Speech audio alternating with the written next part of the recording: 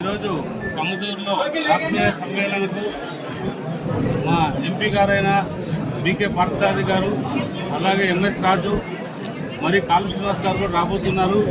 అలాగే మా నాయకులందరూ కూడా ఈరోజు ఇక్కడికి రావడం జరిగింది. కేవలం ఇది ఆత్మీయ సమ్మేళన. అందరూ కూడా ఈ విజయానికి వీళ్ళందరూ కష్టపడ్డారు. ఆ కష్టంలో భాగంగా అందరినీ కలవడానికి ఇక్కడికి రావడం జరిగింది. ఏదైతే మనం హామీలు ఇచ్చామో ఎన్నికల్లో, ఆ హామీలన్నీ కూడా నెరవేర్చే దిశగా చంద్రబాబు నాయుడు గారు కృషి చేస్తున్నారు.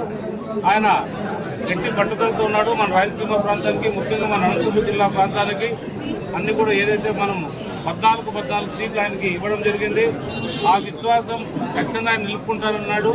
కాబట్టి మన జిల్లా ఎటువంటి పరిస్థితుల్లో కూడా వెనుకబడిన ప్రాంతం నుంచి అభివృద్ధి దిశగా ముందుకెళ్తుంది.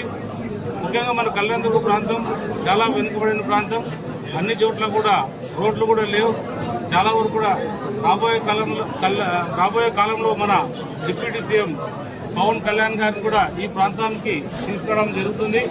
ఆయన కూడా ఈ ప్రాంతం చూడాలి, ఈ కరువు ఎలా ఉందో కూడా తెలియజేయాలి, రోడ్లు ఎలా ఉన్నాయో తెలియజేయాలి. అప్పుడే మనం అందరం కూడా దృష్టి సారించవచ్చు. ఏదైతే ఇప్పుడు మన సోమన్న గారి గురించి చెప్పారో ఖచ్చితంగా ఆయన్ని మన ప్రాంతానికి తీసుకురావడానికి ప్రయత్నిద్దాం. ఎందుకంటే ఆయన కూడా బాగా పరిచయస్తులు. అన్ని విధాలు కూడా మేము బెంగళూరులో ఉన్నప్పుడు ఆయన మంచి పరిచయస్తులు. కాబట్టి మన నాయకులు పార్థసారథి, అలాగే మన ఎంపీలు ఎమ్మెల్యేల సహకారంతో ఆయన్ని తీసుకొచ్చి మన సమస్యలన్నీ ఆయన దృష్టికి తీసుకెళ్లి ఖచ్చితంగా ఆయన కూడా బాగా పట్టుదల ఉన్న వ్యక్తి. ఏదైతే మాట చెప్తాడో ఆ మాట మీద కష్టపడే తత్వం ఉన్న వ్యక్తి. కాబట్టి మనకు అన్ని కూడా మంచి జరుగుతాయని